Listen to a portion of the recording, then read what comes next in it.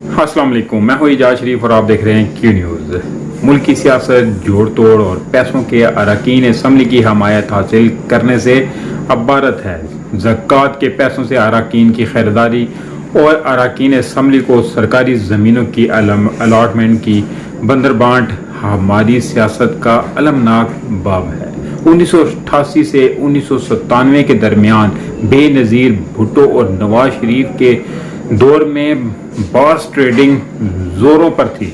एक दूसरे की अक्सियत ख़त्म करने के लिए पैसे का लालच और मुख्तलिफ तरगीबात देकर अरकान की हमायत हासिल की गई। छांगा मंगा और मरी के रेस्ट हाउसेज और वफाकी दारुल हुकूमत के होटलों में अरकान असम्बली को ठहराया गया। गुलाम इसहाक खान के दौर में बेनज़ीर भुट्टो की हुकूमत ख़त्म करने के लिए अरकान असम्बली को तोड़ने की कोशिश के बावजूद पीपल्स पार्टी की हुकूमत ख़त्म न हो सकी।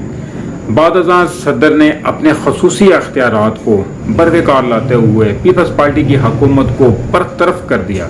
हुकूमत ख़त्म करने की खातिर क्या कुछ नहीं किया जाता। 2018 के इंतखाबात में बलूचिस्तान में नई पार्टी के क़याम के बाद अब जनूबी पंजाब के अरकान असम्बली पर मुश्तमिल नई पार्टी की क़याम की बाज़गश्त सुनाई दे रही है, जिसका मकसद तहरीक इंसाफ का किसी तरह जोर तोड़ना है।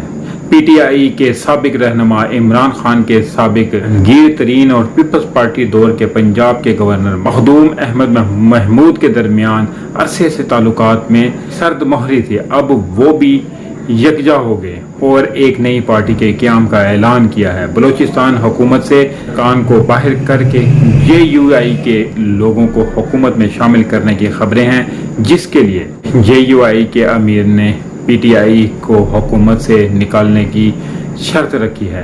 पंजाब हुकूमत में तब्दीली लाने के लिए पीपल्स पार्टी के कायद आसिफ अली जरदारी खासे सरगर्म हैं। ताजुब है, सिंध के सैलाबी इलाकों में जाने के लिए इन्हें सेहत इजाज़त नहीं देती, लेकिन पंजाब में तब्दीली लाने के लिए वो सेहतमंद हैं। दरअसल नई पार्टियों के क़याम का मकसद PTI की कमर तोड़ना मकसूद है, वरना नई पार्टियों के क़याम का बाज़ाहिर कोई मकसद नहीं। इससे पहले अगर 70 की दहाई की तरफ लौटें तो बाज़ हलकों में ताकतवर लोगों से पीर पघाड़ा ने भुट्टो हुकूमत के खिलाफ फॉरवर्ड ब्लॉक बनाने की कोशिश की, जिसमें वो कामयाब ना हो सके थे। हम जनूबी पंजाब के अरकान की नई पार्टी की बात कर रहे थे।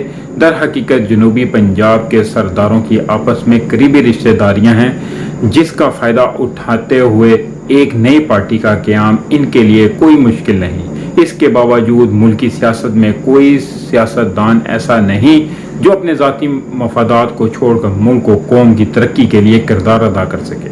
दरअसल सियासत में रुपया खर्च करने वालों ने मुल्क को इस दहाने पर पहुंचाने में अहम किरदार अदा किया है।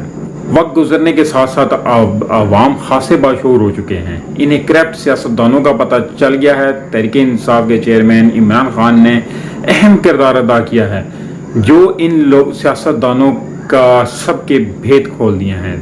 और इन सियासतदान अपनी तिजोरियां भरने के अलावा मुल्क को माशी तौर पर मुस्तकम करने में नाकाम रहे हैं। माहिरीन के मुताबिक तहरीक इंसाफ के दौर में हमारी मैशियत दुरुस्त सिमत में जा रही थी। शायद सियासतदानों को मुल्क की माशी हालात सुधारने के बजाय अपने माशी हालात मजबूत करने की फिक्र लाहक थी, इसलिए इमरान खान की हुकूमत को चलता किया। पूछने की बात है कि इमरान खान सैलाब ज़दगान के लिए टेलीथॉन करे तो ओवरसीज पाकिस्तानी अरबों रुपये भेज देते हैं।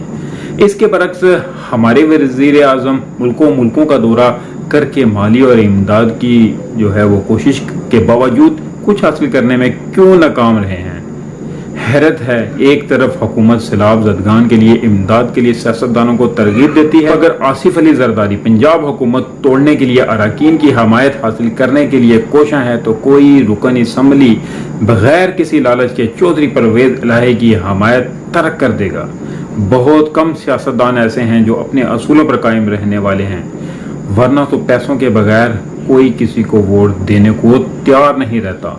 लेकिन अभी सोचने वाली बात इधर आती है कि अवाम को भी अब चाहिए कि सिर्फ अपने गटरों की पाइपलाइन डलवाने के लिए एक جو بھی گلی کا نمائندہ ہوتا ہے محلے کا یا اس علاقے کا, اس کو ووٹ نہیں دینی ہے. ایسے بندوں کو ووٹ دینی ہے جو اس ملک و قوم کے لیے بہتر ہو.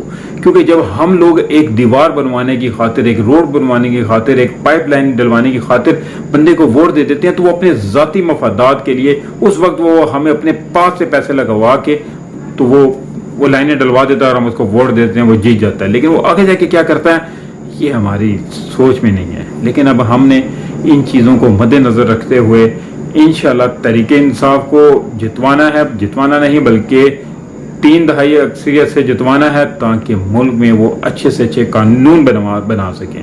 اور یہ چیز لکھ کے لے لیں کہ اگر انشاءاللہ تعالی عمران خان اگر آئیں گے تو وہ بھاری اکثریت سے آئیں گے, تو انشاءاللہ امید ہے کہ وہ ملک کو بہتر بنائیں گے.